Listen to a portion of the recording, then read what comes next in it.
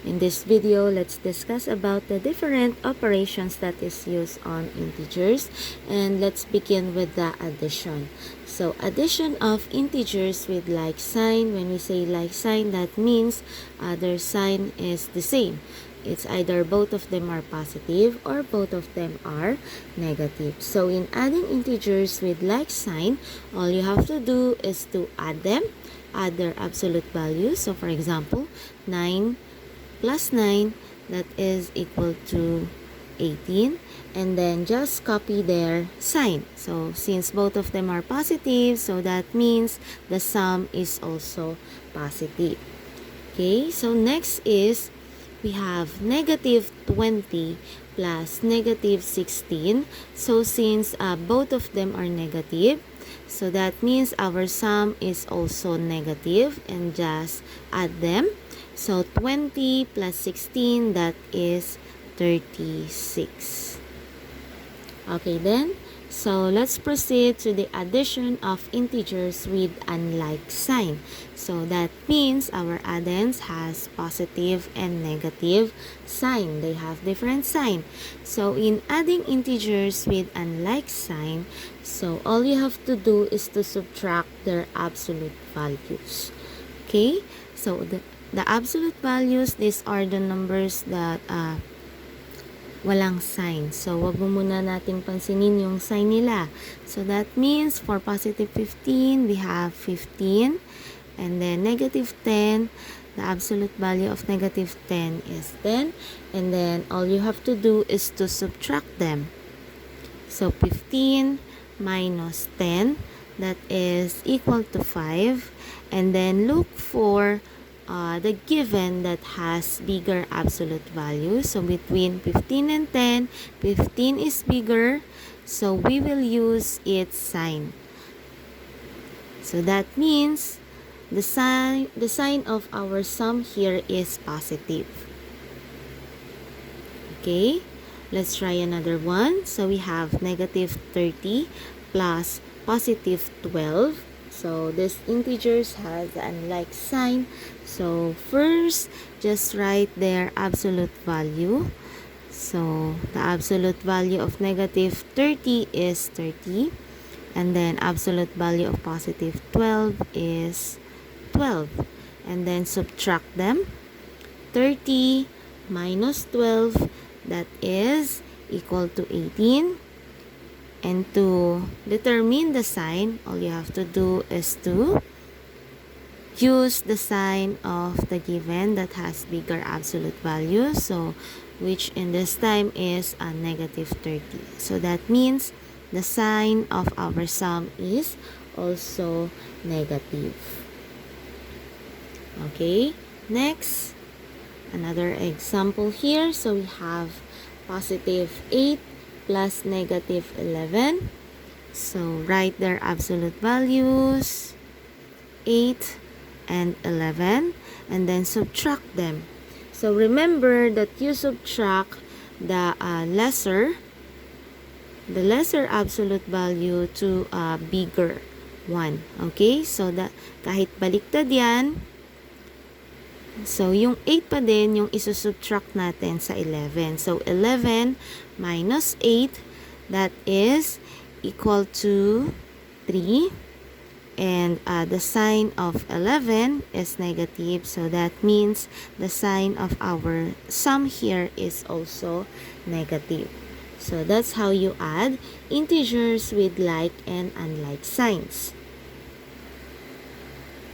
Okay, now let's proceed to the subtraction of integers. When it comes to subtraction of integers, it doesn't matter if it is like or unlike sign because we follow the same rule here. Okay, so let's begin with this one. So we have positive 22 minus negative 13. So for the step 1 is that you change the operation. So from subtraction, you need to change it to addition.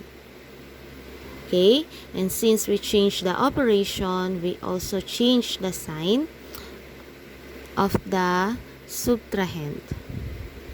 After changing the sign, of the subtrahend and the operation becomes addition now, we will proceed to the rules in addition of integers. So as you can see here, we have like sign now.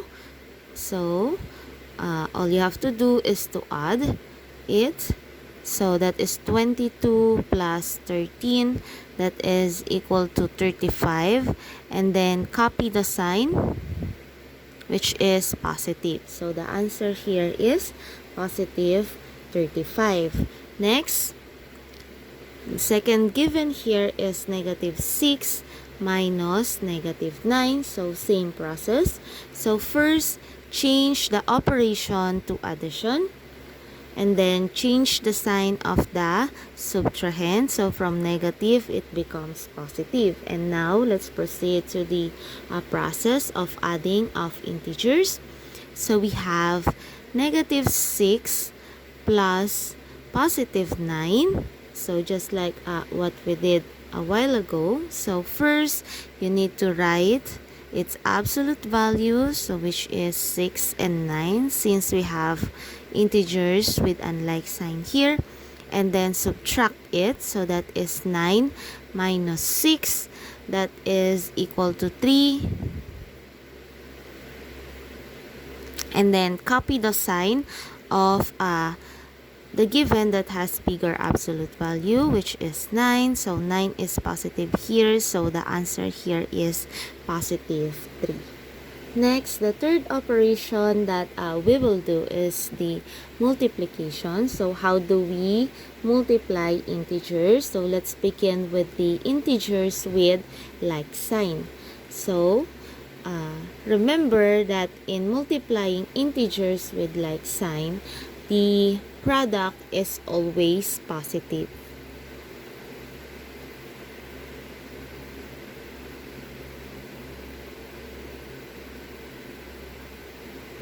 Okay, again, in multiplying integers with like sign, the product is always positive. So let's have some examples here. So we have positive 7 and positive 6. So kapag wala kayong nakitang sign, that means those given are positive. Okay? So that is positive 7 times positive 6, that is equal to positive 42. Okay? So if the answer or the given is positive, so you don't really have to write its sign. Okay? But because that is automatically a positive integer. Okay? But if you want to do so, you may naman po. Okay? Next, we have the second given here, so both of them are negative. So remember, like sign, the product is always positive. Okay? So since both of them are negative, that means our product is positive also. So negative 11 times negative 55. Okay? So let's multiply them. So in multiplying numbers by 11, so all you have to do is to copy the first and last and then add. So we have 5 plus 1, that is 6. So we have 165. Okay, positive 165, and that is the answer. Next is, what if our given have unlike sign or they have different sign? So in multiplying integers with unlike sign, so the product is always a negative integer. Okay? So let's have some examples here. So we have positive 9 times negative 3. Okay, so since one of the given is positive and the other one is negative, so that means our product is a negative integer. So, negative 9 times 3, that is 27. So, the product here is negative 27. 7. Okay, let's have another one. So we have negative 10 times positive 2. One is negative and the other one is positive. So our product here is negative 10 times 2. That is equal to 20. So our product here is negative 20.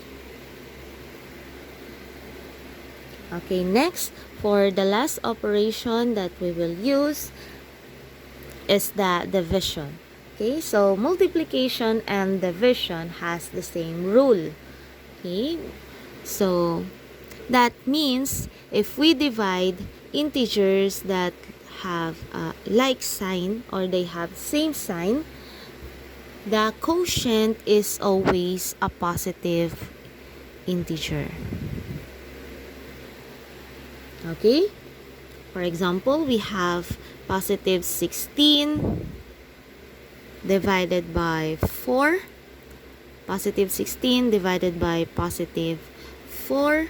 Since both of them are positive or they have like sign, that means the quotient is positive. So 16 divided by 4, that is positive 4.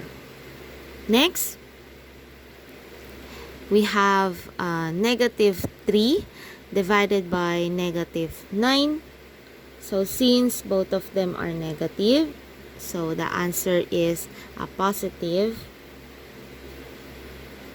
So we have negative 3 divided by negative 9, that is 1 positive 1/3. Okay, so we just simplify it. Okay, how about integers with unlike signs? So just like in multiplication of integers with unlike sign, so in dividing integers with unlike sign, the answer or the quotient is always negative.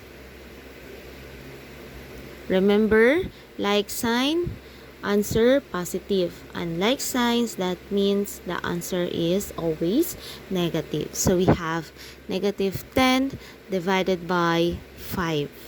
Okay, so one is a negative and the other one is a positive. So that means our quotient here is negative. So 10 divided by 5, that is equal to 2. So that means, okay, yan. So that means the answer here is negative 2.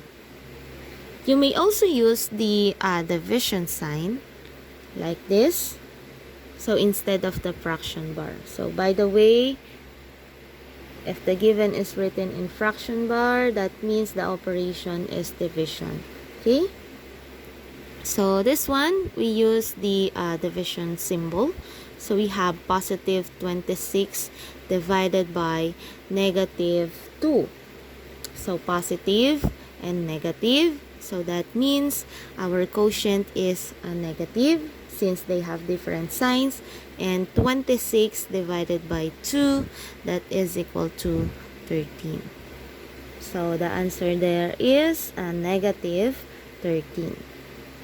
So that's it. I hope you understand this short lesson about how to solve using the different operations on integers.